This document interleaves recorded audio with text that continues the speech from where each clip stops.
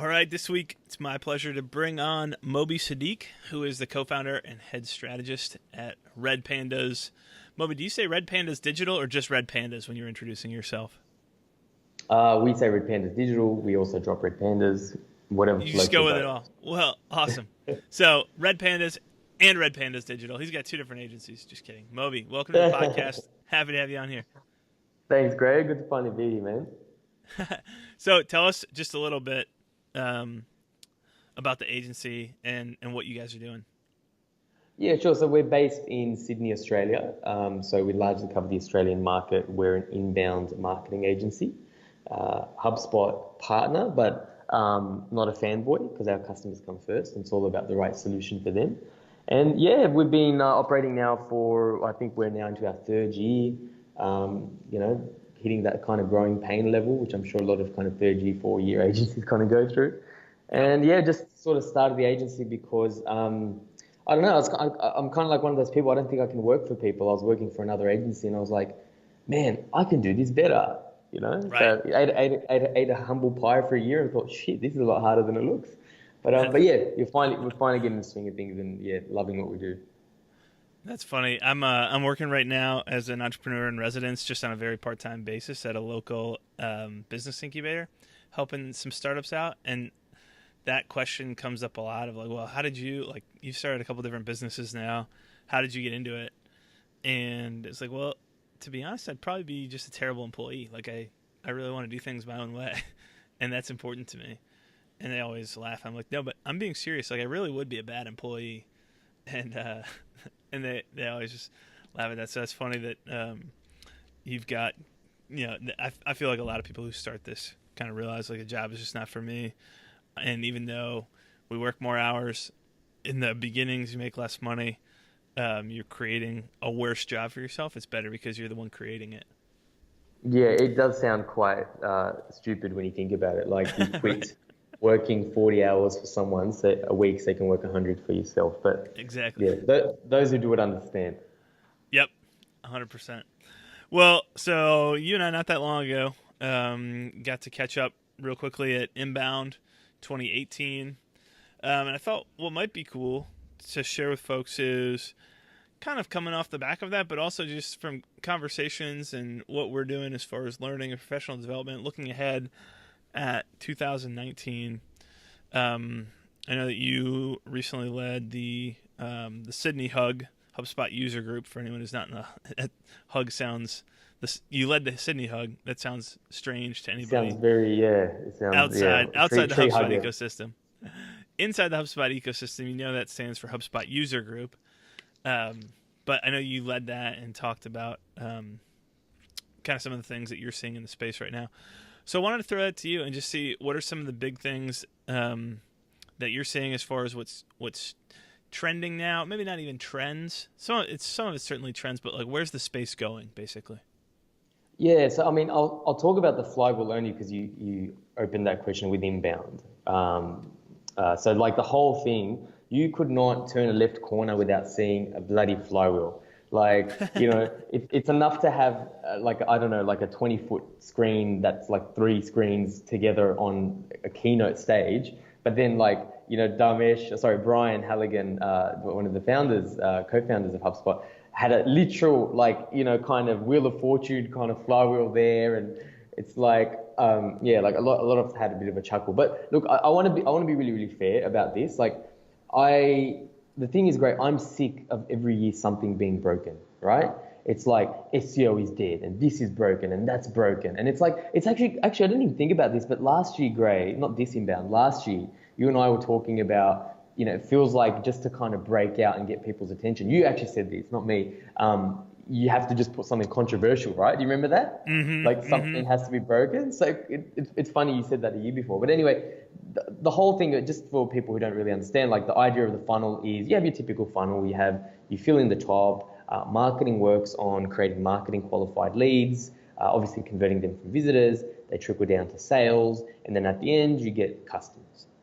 So the whole thing around the funnel apparently being broken is apparently that it doesn't focus on its customers. So if you've seen it, great. If you haven't seen it, just for a quick visual for everyone, you have customers in the middle. Then you have sort of these three chevrons or three kind of components around customers, and one's service, marketing, sales. So you got obviously marketing, and then that chevrons into sales, and that chevrons into service. And the idea is the customers are at the center.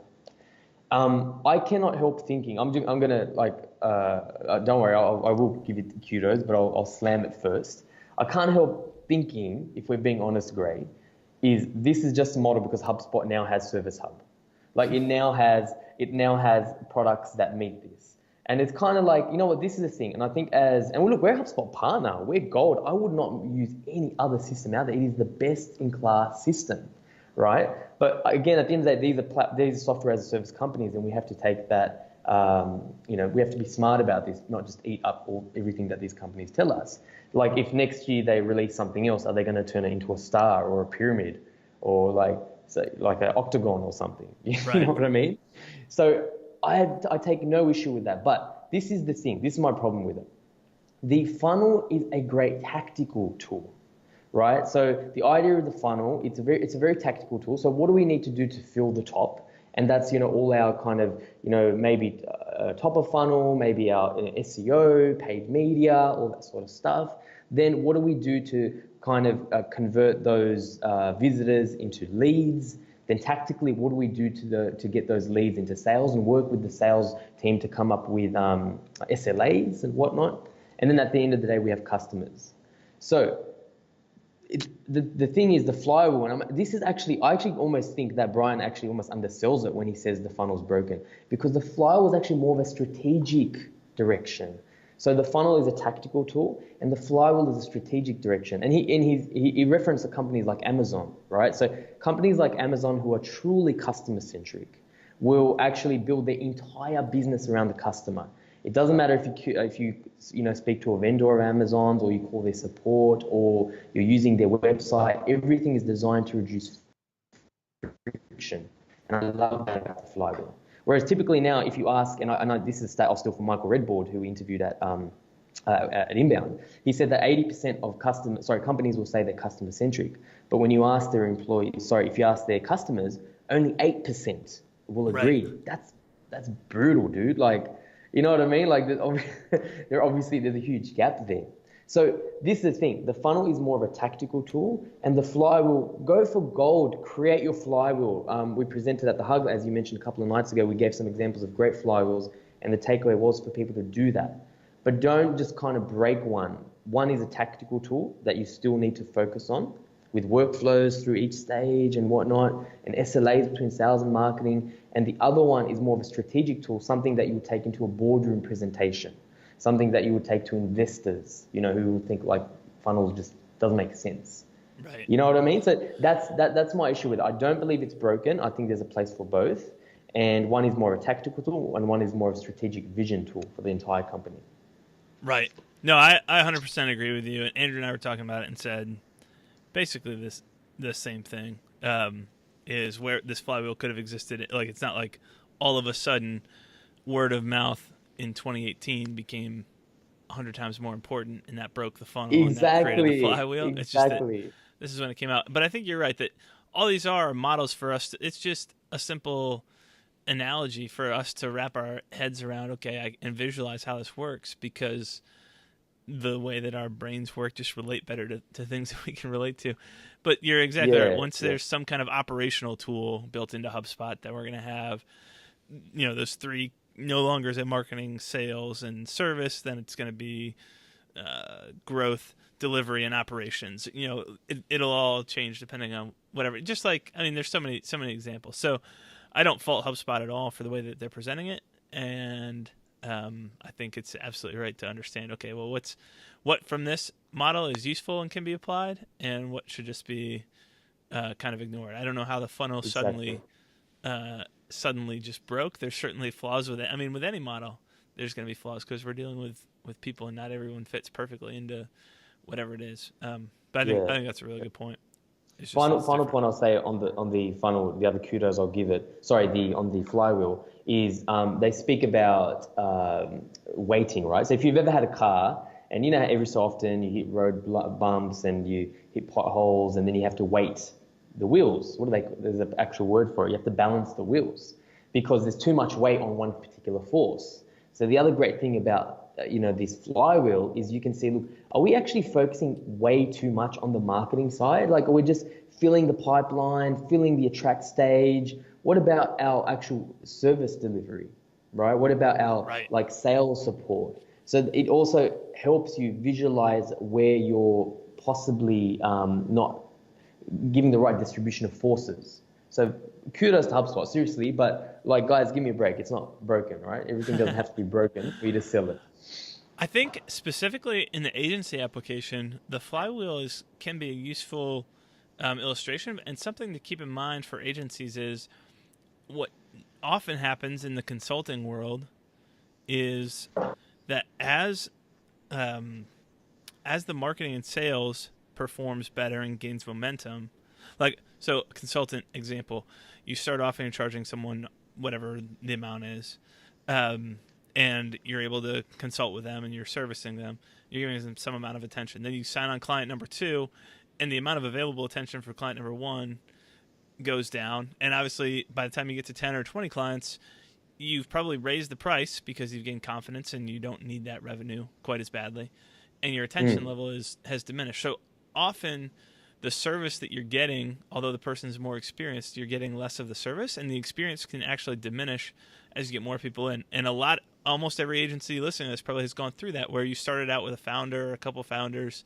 you were servicing clients directly, and at some point the value that you could deliver to your clients had to change. They no longer could work with you, and they saw it as a at least temporary decrease in the value that they got from your agency. And a lot of people lose those early clients because they can't deliver the same value at the same price that they had. And so the whole business model needs to shift and evolve. And that part of that is natural. But the other thing that we need to think about as agencies is, how do we design an experience where it doesn't get worse as we add more customers in, but it gets better as we add more customers in. And it's challenging to do in the professional services environment, which the agency world is. The only way to scale revenue is to scale a team along with it. You can make incremental improvements where you improve your process or you narrow down what you do so you don't need as many different skill sets. You can make a lot of incremental improvements, but at the end of the day, the only way that you're ever going to completely scale it is to scale with more humans. And so just to think about, how do we design an experience where we have to add people, but the experience still doesn't get worse because now we have new people who are brought into the process, but the experience actually gets better over time. So the flywheel can keep building instead of we're closing more clients, but because the experience has gotten worse, we're losing old clients, and now we're just making small gains, large gains as we go. That's so spot on. Like, if you think of, like on the agency side, I didn't even consider this. Like, the thing is, in professional consulting services, your competitors are always stealing your clients. They're always doing that, right? So like, as an agency, we do all this kind of outbound sort of stuff to thought leadership. Like, at RedPandas, we have a podcast, like all these agencies doing all this stuff. But you have to keep in mind, the moment you keep your eye off, there's someone else poking holes in your work. And you can poke hole in anyone's work, right? Someone else trying to. So it behoves us to consider the flywheel and say, you know what, the service support side, we need to actually, focus on these guys as well. Like, remind them that we are thought leaders. So yeah, sorry, just quick point there from me. No, great point. Hey, I hope you're enjoying this episode of Agency Journey. I'm Andrew. I'm a co-host here on the podcast, and I'm a founder of ZenPilot. If you enjoy this podcast, we would love a 5-star review and a comment on where you're listening from and what you're getting out of this podcast. You could drop that over on iTunes or Stitcher, wherever you're listening to the podcast today. And while you're there, make sure you subscribe to the podcast so you get the updates as they come out. And if you want to engage with other agency owners that are enjoying this podcast, join our community. Head over to agencyjourneyinsiders.com. That's going to take you to our special private Facebook group, a collection of owners from around the world who are on their own journey to build their own agency. So head over to agencyjourneyinsiders.com, join the group today. And if you're at a point where you're ready for some help and you want to implement processes and systems to scale your agency, you can head over to zenpilot.com/free training. And there you can watch a special 19-minute training presentation where we walk through the exact process that we use at ZenPilot to help agencies implement processes and systems so they can scale their business without reinventing the wheel for every client. And that allows agency owners to pull out of the weeds and spend more time working on their business. So hope you're enjoying the content here today. We'd love it if you join our community, and we can't wait to hear where you are in your agency journey. Now back to the show. So I know you had a couple other points. Video was one of the core themes this year. Last year, it was all about bots and bots and Facebook ads a year ago. This year, video took center stage. Any thoughts on the video side of things? Yeah, it's funny because like video has been the year of video the last 5 years, right? So it's quite interesting. Right. But I think this year when we think about video, so I did have one key thing, right? But I think before, like just as a quick prelude to that, I kind of disagree with the fact that people are still touting, get like an iPhone and get it in front of your face and hold it with your hand and, send out a message. I disagree. The LinkedIn and like Bro video. Yeah, like the LinkedIn, like people, the whole I'm a professional and I'm on LinkedIn and here's my iPhone, or my other bugbear, and my friends have done this as well. They're in their car. Now, I know I agree to disagree. I totally get it. Look, the thing is, if a setup is holding you back, if a tripod is holding you back, if like you can't afford the $200 for Camtasia and whatever, freaking do it. But don't think that is going to keep you in the thought leadership place. Like, and this is my opinion, but I think like, especially with professional video, you have to have a level of polish. Unless you're a superstar or you're an influencer, no one wants to see that stuff. Like everyone sees it. So I'm always trying to think of ways to kind of break out. So that like, and I think even some of the guys from HubSpot were talking about this. I don't agree with that, but this is where it differs. So this year, I think it's the era of more sort of video in the sales process, like more one-to-one, like me to you, Gray, as opposed to like me to many. I definitely think now that's changed, and HubSpot's done like finally, and we spoke to Mark Andrews, who's in the product marketing team there, and I said to him, mate, this is finally, like, thank God you guys have finally released a video platform. Like, this is awesome. Like, we've all been asking, and you guys have finally done it. So just to give you a quick example, like, for example, great, I might be selling you our digital marketing services. And you and I have a great conversation, and I brought you into what we do in our philosophy, and we're a good culture personality fit. So what happens if you leave? And now I've got to do all that job again, right? Or what happens when your bosses ask you, and say you're not from a digital, you and I are not a good example, but say you're not from digital marketing, how are you going to articulate everything that I've told you to your managers? How are you going to talk about how great we are? So like, for example, here's a good example. I will send you a proposal, and then off the back of that, through HubSpot, for example, I don't need HubSpot, but I would do it through HubSpot. I would send you a personal video. I thank you for your time. I'd say, look, just to kind of recap, it's essentially an executive summary. It's some like the key points that I know that kind of brought you in and what your organization is looking for. And then sort of saying, if you need to get in touch with me, this is what you can do. So that kind of mitigates that issue. That mitigates that issue of you leaving the organization or me having to sell. Because like, what are you going to do? If someone asks you, what is Moby like, or what are RedPandas like? You're going to send them that video I gave you because you're like, man, I don't have the time or the expertise to explain that to you again. This dude actually did a video. Right. A friend of ours, who I think as well, George B. Thomas, right? George B. He gave a really good example where if he sends out an email, like a prospecting email or a reply back email, he has a video in his signature. And it's personal, right? So in that video, he'll say, look, this is who I am. I'm George B. Thomas. I'm an inbound evangelist. This is what that means. And by the way, I like old cars and, old boats. And here's a call to action. If he was to try to put that in an email, like that'd be like War and Peace. It'd be like 800 words, but he's done that. So to HubSpot's credit, like now, like from a tactical point of view, things you can do, you can actually add videos in live chats. right? Mm-hmm. So if you jump on my website and my live chat or our bot is connected to HubSpot, I can actually just quickly turn on my camera and send you a direct video. It's like me to you, Gray. You know what I mean? I can record video out of HubSpot. And this is, I'm sure people have already thought about this, trigger follow-ups. So if you don't watch my kind of top of funnel basic video, there's no reason why I should send you a bottom of funnel video. But I can create a workflow now because it's all in HubSpot. So I could actually say, if Gray watches 50% of this video, then send him the next video. Or if he opens that video 5 times, then send me a ping to call you. You know what I mean? Now, I know not everyone is, obviously let's be platform agnostic, and I'm sure other automation systems will do this, but even without HubSpot, you can still use free tools like Loom or Soapbox. And actually, I think I learned from Loom from you, Gray, man. I've learned a lot from you, dude. So I think you sent me a Loom. Like, we were inquiring about, one of your businesses in the past, and you just quickly jumped on. And I was so impressed. You quickly jumped on and said, hey, Moby, it was great to chat with you, or thank you for your email. Let me just take you through a quick walkthrough. And then you sent it to me, and I had it in 10 minutes. Right. So that's what we're talking about when we say this, one-to-one sales process video. I think that's a great point. That is becoming more and more popular.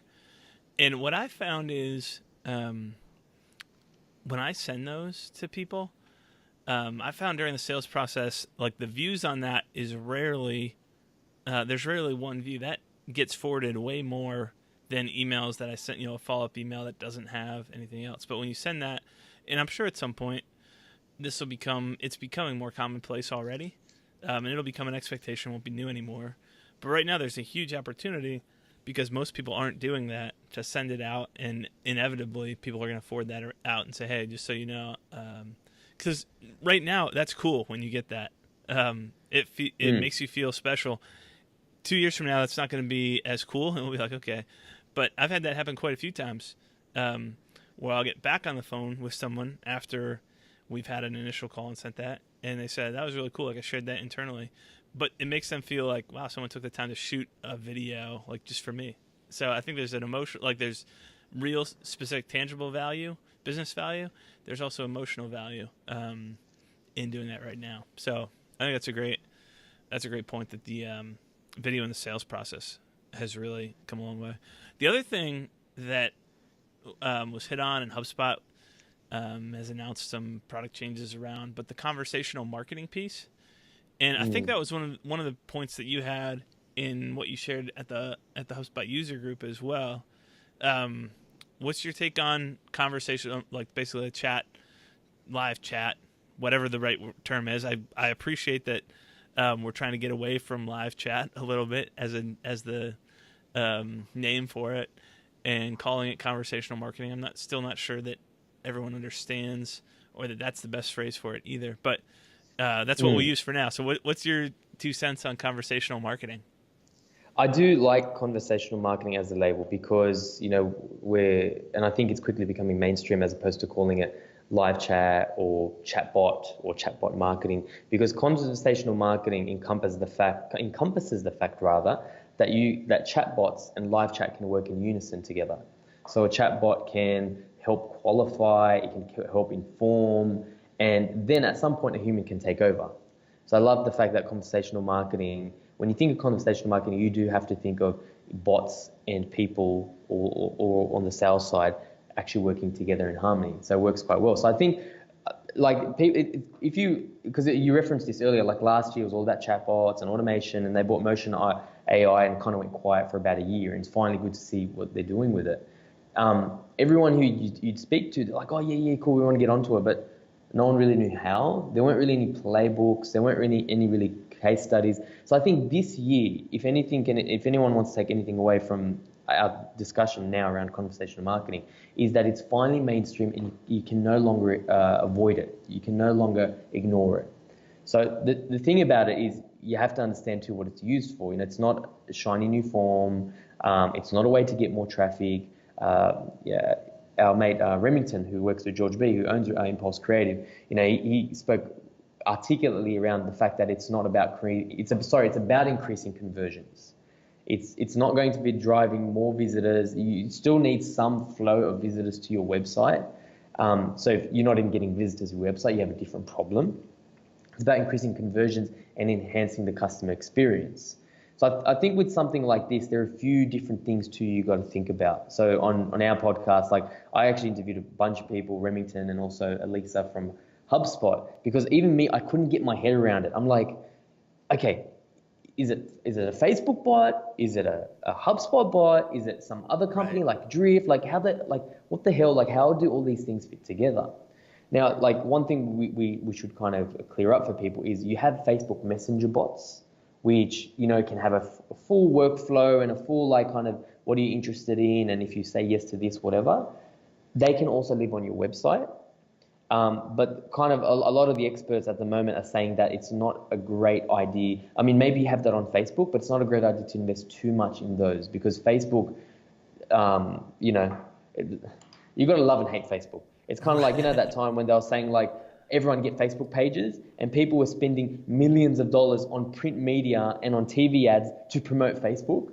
And then Facebook, you think Facebook cares? No, they're like, now only 10% of your fans are going to see your post. You have to pay to play. Now only 5% are going to see your post. You have to pay more to play. So already there's indications that they're cracking down on what you can do with their bots. So that's Facebook bots, right? And then you have like bots like, you know, Drift, who honestly, Drift, if you really, really want to double down on conversational marketing, they are the best. HubSpot is a baby compared to what Drift can do. But HubSpot's conversational marketing and their bots are a great way to start. And like some of the, and I'll give a few quick tips. So a lot of these tips you can use with HubSpot bots or, you know, HubSpot conversations. So I think one key thing is like, because the first question I always get is, where the hell do I start with this thing? The first thing is to look for your high intent pages. So if you have like pricing pages, everyone's got, not everyone has pricing pages, but, you know, pricing pages or service pages. Everyone has service pages. Everyone has pages about what they do, or bottom of funnel pages, like get a quote, inquire now, landing pages. They're the best places to start. So the tip there is look for your high intent pages and then think about the personalized experience. If someone is on your, you know, say you sell building supplies, you know, concreting building supplies. If they're on that page and say, look, you know, what do you think, or what are you looking, what kind of project are you looking for with concrete? Obviously, I don't know concrete very well, right? But like, it's contextual to that actual page that they're on. Or would you like to see case studies where we've done work in this particular field? And an amazing thing happens when people start thinking like that. They start personalizing the bot for a different context. It simplifies it. But the other thing that happens, they realize, oh, holy shit, we actually don't have content. Like, it'd be nice to have a case study for this page. It'd be nice to have a blog post about this page. There's more work that needs to be done. So, you know, keep in mind, it's not just you just turn it on. You have to do some work. You have to kind of storyboard the high intent pages. That's not the hard part. Then you've got to think about what you do after that. Mm-hmm. The thing is, I would jump on now. I would jump on today, this week, whenever you can, because people are forgiving right now. You know what I mean? Like when live chat first came out, if you take a couple of minutes to get back to them, people didn't really care, right? But like iPhone, social media, instant this, instant that, it's really like you can't do that anymore. If you're in a live chat experience, you have to get back to people right away. But because this is still new, people are still forgiving. Like we would tell our clients is, you know, deploy it. The first part's going to be a learning phase. The bot's going to stuff up. The bot's going to be stupid, and that's fine. Then the human jumps in, and this is where the conversational part comes in. The human jumps in and say, look, sorry, forget our chatbot. He or she's still learning. And we actually kind of do something clever. Like we'll give the chatbot a name. Like one of our clients, they're in the MMA game, and we call them, the bot's called Warrior Bot. And then we've got another client who works in childcare, and we call it Casey Bot because it's an acronym for their brand. So yeah, we're like, look, sorry, the bot, you know, he or she is still learning. He's dumb. I'm a human. How can I help you? You know? Right. So that's, I think, the approach we should take. Yeah, I think that's a great point. And it's interesting even just to see the change. So we've had started off with chat for customer support in our software tool for, I don't know, 3 or 4 years, and initially used Intercom, and actually we're still using Intercom. We've tried Drift and looked at HubSpot. I do think HubSpot will make strides. Right now they're behind, but it's early in the game.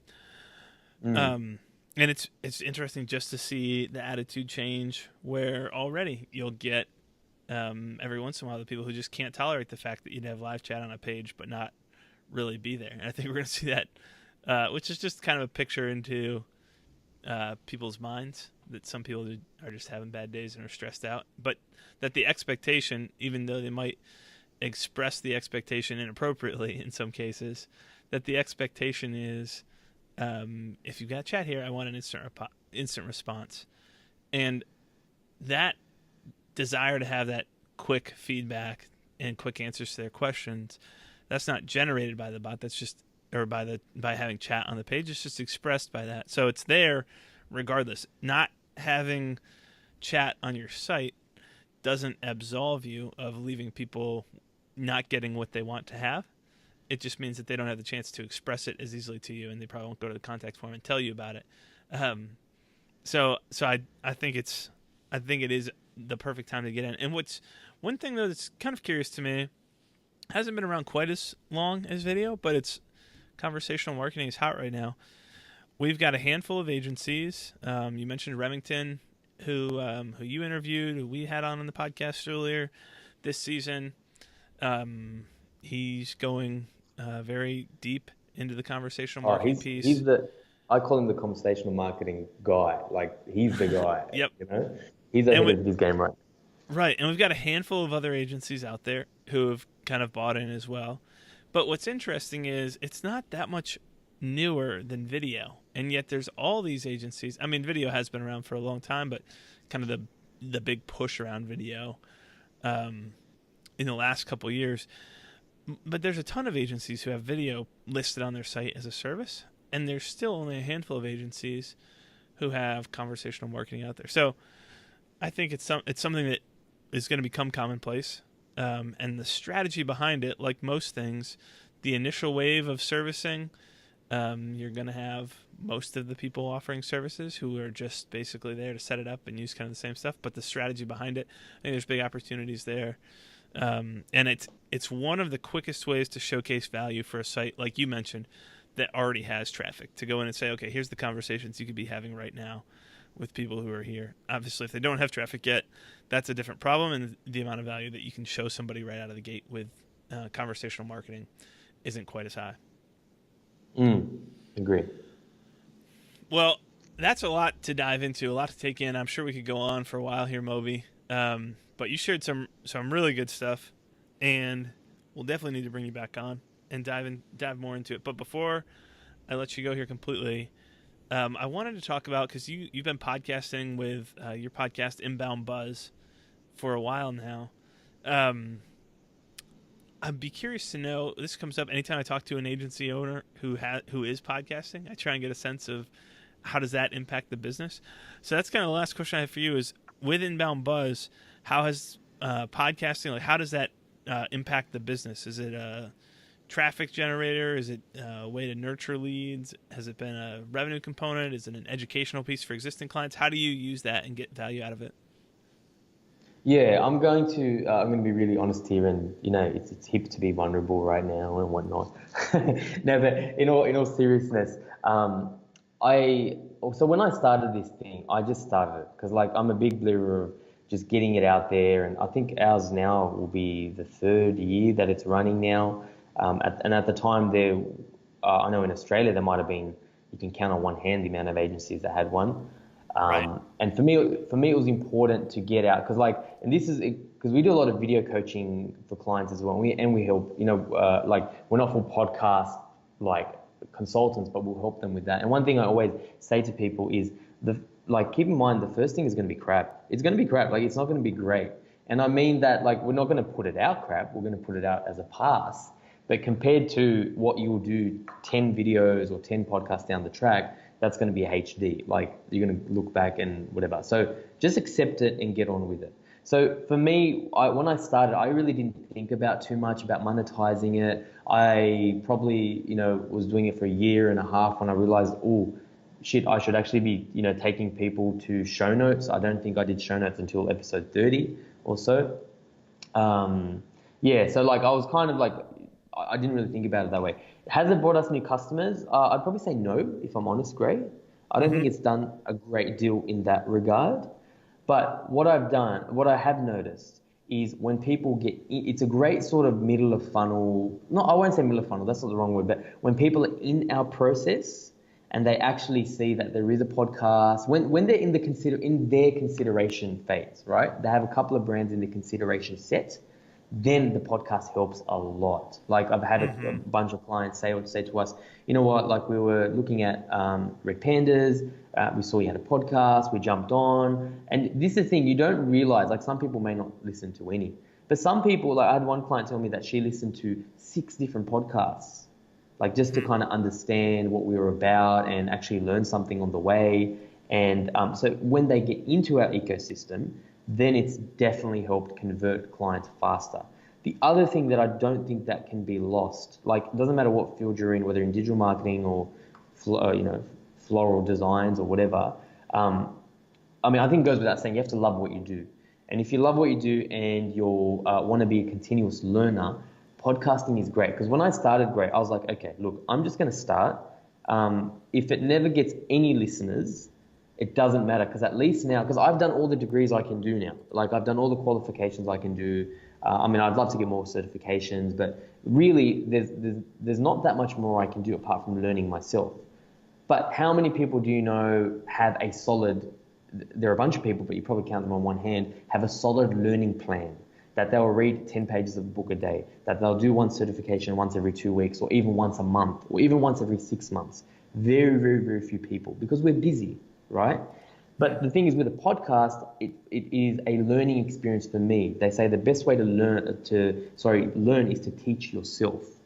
So I have a podcast, and we try to do it weekly. We had some growing pains start of the year, so we had a bit of downtime, but we're finally kind of back into it. It forces me to, as opposed to I like a link or I like a Facebook post, or we all bookmark that we never read. I actually will talk about that. I'm like, shit, I've actually got to talk about that. And even at Inbound, the last day you find, like, honestly, 50% of people have left. The rooms are all empty. And I almost did that too. I was kind of like, let me just start my New York holiday early. But I was like, well, what am I going to talk about? Because we did a podcast every single day at Inbound. What am I going to talk about to the fans for day 4?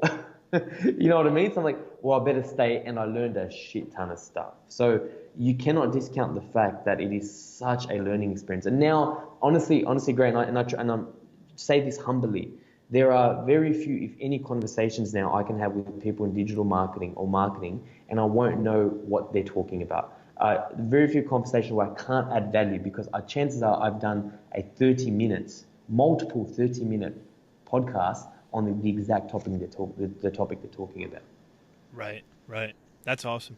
That is, podcasting is like your golden ticket to talk to almost anyone you want to. Obviously there's limits, but people who wouldn't normally, not because they don't want to talk to you, but because they just wouldn't have time or you wouldn't get their attention, who wouldn't talk to you, having someone on a podcast can open that up in a lot of cases. And it's been interesting. I talked about this with conversational marketing. That's starting to shift a little bit, where people who probably would have come on a podcast a couple years ago might not. I'm much less likely to accept a podcast invitation from someone else today versus 3 years ago, where it was, anybody who's got a podcast, like, this would be cool. Now there's a bunch of different shows. So that's not because the podcast medium is diminishing or less impactful. It's because it's more impactful. And so now we can be a little bit more picky about when and where we go and appear. I want to make sure that it's in a good place. So if you're thinking about it, definitely encourage people to jump in and get to it. Kind of like what you were talking about with conversational marketing. Same thing with video. Same thing with the podcast, is jump in and make it happen and learn from there. So good stuff, Moby. Well, I appreciate you making time to jump on and share here. Obviously, we'll link up the website, redpandas.com.au. I know that you're on Twitter at Moby Siddique, which we can include in the show notes as well. Is there any place that you'd recommend that people connect or follow you? Yeah, the biggest place where I do most of my content these days, and this is another, I guess, maybe side tip, there's a lot of, I think, growth at the moment in LinkedIn. So really, that's where I live socially. LinkedIn is I'm putting up videos and I'm putting up content. But that's one place I definitely would recommend to connect with me. Awesome. Well, we'll definitely include that in the show notes. Moby, thanks so much for coming on the podcast today. Great. It's always fun to talk to you, man. I'm glad we could finally do it on the airwaves.